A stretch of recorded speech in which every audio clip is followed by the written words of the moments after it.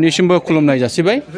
दिनैहाय बिटिआर सरकारनि जे जोंहा ग्रीन बड'लेण्ड मिशन बिनि जोहै जा मोनफ्रोमबो गनायथि जानाय क्लाबफोरनो दिनै बिफां फुलि राननानै होनाय लेखा जोङो दिनैहाय नैबे जोंनि 14 नं चिरां दुवार समस्टिनि सिङाव जा खुंग्रिं नारेंगुरि जुगामि क्लाबनि बानजायनायाव जे जोंहा ग्रीन बड'लेण्ड मिशननि जोहै जेरैबायदि बिफां फुलि बिथांमोना 400टा मोनबोदोंमोन।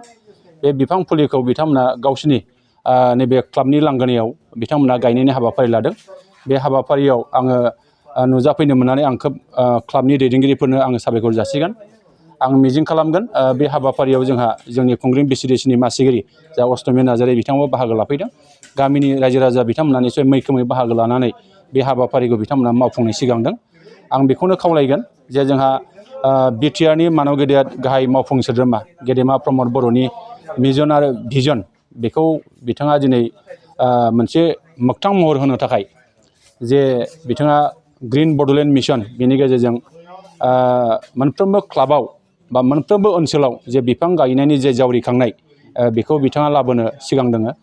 आरो थांनाय समाव आसामनि गिबि मन्थ्रि डक्टर हिमन्त बिश्व शर्माया अमृत बिस्क आन्दलननि गेजेरजों गोबां बिफां गायबाय। आरो दिनै बिटिआर सरकारनि गेजेरजों बेबायदि बिथांखिनि गेजेरजों बिफां गायनानै जोंनि ओनसोलखौ सोमखोर खालामनायनि थांखि दङ। आरो बे थांखिखौ दिनै सानसे नङा सानसे निस्सय जों मोगथां महर मोनगोन बेखौ आं आसा खालामो। दिनैहाय जोङो बेखौनो खावलायगोन जे जाय क्लाबफ्रा दिनै बे हाबाफारिखौ मावदों बे हाबाफारिखौ जाहाथे मोगथां महर होनो थाखाय बिथांमोना निस्सय नाजानांगोन। बिफां गायनानैल' ओरैनो दोनोबा निस्सय बियो फिथाइ थायनाय नङा।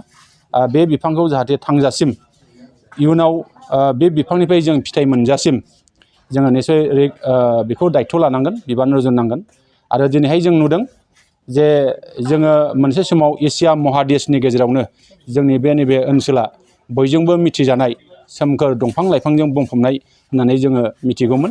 नाथाय बे ओनसोला दिनैहाय जोबस्रांनायनि लामायाव दिनै बेबायदि जोबस्रांनायनि थाखायनो जोंनि दैनि लेयाराबो गाहाय फारसे थांगासिनो दङ।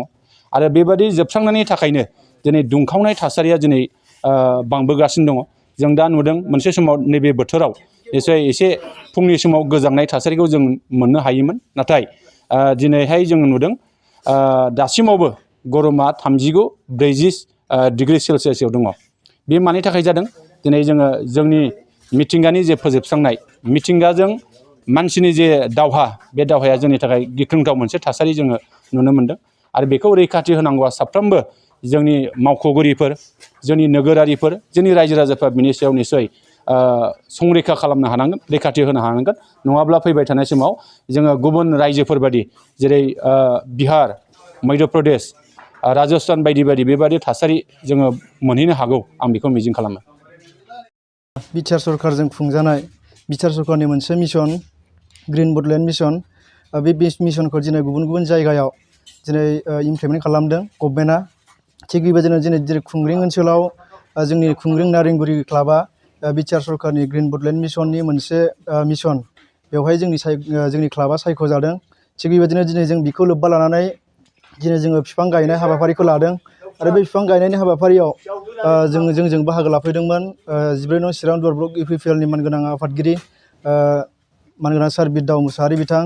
आरो बे हाबाफारियावनो जोंजों बाहागो लादों खुंग्रिं VCDCनि मानगोनां चेयारमेन सार अष्टमि नार्जारि बिथां। खोब माने जोङो बिफां गायनाय हाबाफारियाव दिनै सरकारनि माखासे मानसिफ्रा जोंजों बाहागो लानायाव जों खोब गोजोननाय मोनदों। आरो बेजों लोगोसे दिनै बे बिफां गायनायनि गेजेरजों जोंनि ओनसोलाव जोङो माबा मोनसे मेसेज होनो हायो नामा? जिहेथु जोङो बिफां गायबाय, बे बिफां गायनायनि ओंथियानो जाहैबाय दिनै जोंनि थासारिया माने दुंहाव थासारि जालांबाय। बे दुंहाव थासारिखौ जोङो बोरैहाय मोजां खालामफिननो हायो? मानोना दिनैनि दिनाव जोङो माने बुंनो हायो कि दिनै जोंनि खुंग्रिं ओनसोलाव, आं गुबुनखौ बुंनो थाङा, खुंग्रिं ओनसोलाव बिसेसखि दिनै मोनफ्रोमबो जों जेम होननाय सोदोब खोनाफेराखैमोन, जल जीवन मिशन बेबायदि सोदोबखौ जों खोनाफेराखैमोन। दिनै बे खुंग्रिं ओनसोलाव फैबाय। दा जोंनि मानसिफोरा बुंनो थांगासिनो दं जे माने जायफोरा माने जे जायगायाव जोङो जेमा जादों, बे जायगायाव जोंनि मानसिफ्रा बुंनो सानगासिनो कि दैनि अनजिमाया बे माबाखौ बसायोबा माने खोब माने दैनि अनजिमाया खम जालाङो, दैनि बिबाङा खम जालाङो।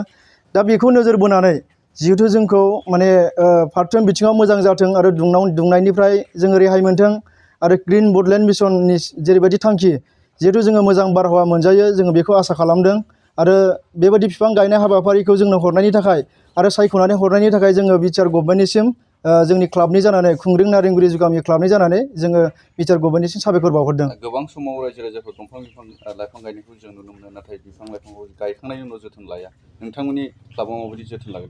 दिनै जोङो माने बिटिआर सरकारा हरनाय जिहेतु बिफां फुलि जोंनो 400टा हरदों बे 400टा बिफांखौ जोङो माने क्लाब जानानै आरो ओनसोलनि मोनसे गेजेरनिनो गामि हिसाबै जिहेतु जोङो मोनसे क्लाबाव माबायदि एक्टिभिटिस मावनांगौ जोङो बेखौ माने जोङो गायजेननिफ्राय लानानै जोङो क्लाबा जिहेतु गोबां एक्टिभिटिस सिगांनिफ्राय मावबोबाय बेबादिनो जोङो दिनै बिफांखौ माने जेरैबायदि जोथोन लानांगौ जोथोन लानानै 400टानि गेजेराव जिहेतु 400टा बिफाङा जिहेतु मोजाङै थायो जों क्लाबनि जानानै जोङो बेखौ माने खोब आबाद खालामगोन होननानै जोंनि गेजेराव जोङो सावरायलायनायनि गेजेरजों जों दाख्लै डिसिसन लादों।